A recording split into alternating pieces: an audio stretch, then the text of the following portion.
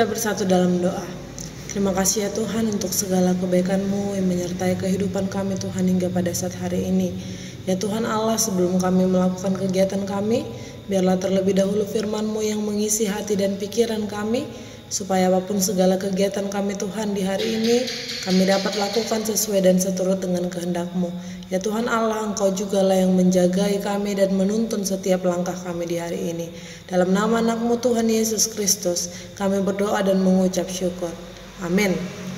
Selamat pagi Bapak Ibu serta saudara-saudari yang terkasih dalam nama Tuhan kita Yesus Kristus.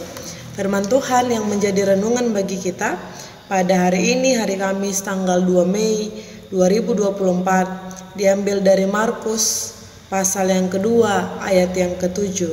Demikian firman Tuhan. Mengapa orang ini berkata begitu? Ia menghujat Allah. Siapa yang dapat mengampuni dosa selain daripada Allah sendiri?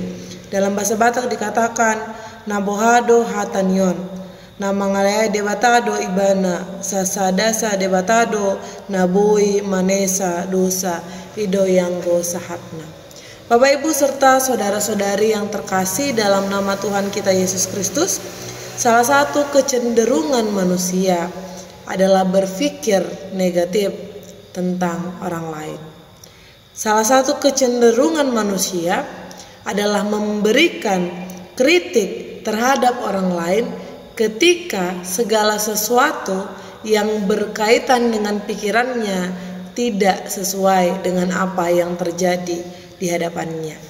Bapak Ibu serta saudara-saudari yang terkasih, firman Tuhan hari ini merupakan salah satu rangkaian cerita ketika Yesus menyembuhkan seorang yang lumpuh. Dan ini adalah kritik dari orang-orang para ahli Taurat ketika Yesus menyatakan dosamu telah diampuni kepada orang yang sakit tadi. Bapak Ibu serta saudara-saudari, pada saat itu ada pemahaman bahwa orang ini sakit karena keberdosaannya.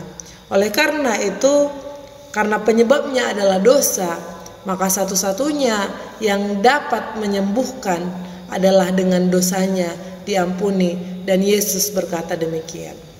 Dari sini kita dapat melihat bahwa Yesus mengenal dan Yesus mengetahui kebutuhan setiap orang yang datang kepadanya. Tanpa diberitahu, Yesus tahu apa yang dibutuhkan oleh orang yang dibawa dan datang kepadanya, termasuk orang yang sakit ini. Akan tetapi kritik itu justru muncul dari orang-orang ahli Taurat yang menyatakan bahwa hanya Allah saja satu-satunya yang dapat memberikan pengampunan dosa. Benar, pada pemahaman orang-orang Yahudi memang Allah adalah satu-satunya.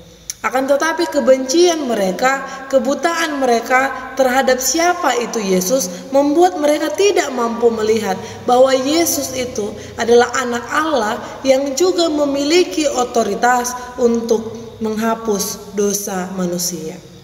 Padahal Allah melalui Yesus Kristus, melalui pelayanan Yesus sudah ditunjukkan bagaimana Yesus itu memiliki kuasa untuk menyembuhkan orang sakit, untuk membuat beragam mukjizat-mukjizat, dan itu adalah otoritas Allah sebagai yang ilahi.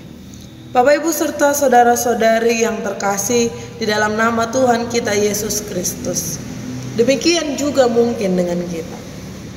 Kita sering sekali dibutakan oleh segala sesuatu yang kita pandang adalah benar, padahal itu tidak benar karena kita minus, karena kita kekurangan untuk mengenal Allah, mengenal pribadi Yesus dengan baik. Bagaimana kita dapat mengenal dengan baik ketika kita tidak mencintai Yesus sama seperti orang-orang ahli Taurat tadi?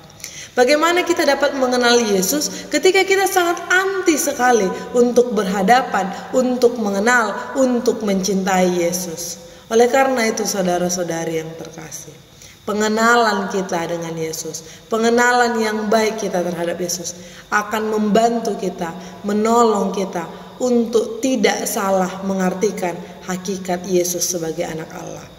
Pengenalan yang baik antara kita terhadap Yesus akan menjadikan kita memiliki pemahaman, pengenalan yang baik tentang siapa itu Yesus, apa otoritasnya, dan beragam hal lain yang ada di dalam pribadi Yesus. Oleh karena itu saudara-saudari yang terkasih, sebagaimana orang sakit itu disembuhkan karena imannya, demikian juga kita harus berangkat membawa diri kita kepada Yesus dengan iman kita yang menunjukkan bahwa kita mempercayai Yesus sebagai sosok pribadi yang mengerti, yang mengenal bagaimana dan apa yang kita butuhkan di dalam kehidupan kita ini, dan juga Dia memiliki otoritas untuk mengampuni dosa manusia.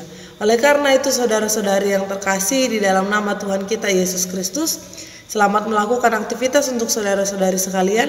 Tuhan Yesus memberkati kita semua. Amin. Kasih karunia dari Tuhan Yesus Kristus serta kasih setia Allah Bapa dan persekutuan Roh Kudus memberkati dan menyertai kamu sekalian hari ini, esok, dan sampai selama-lamanya. Amin.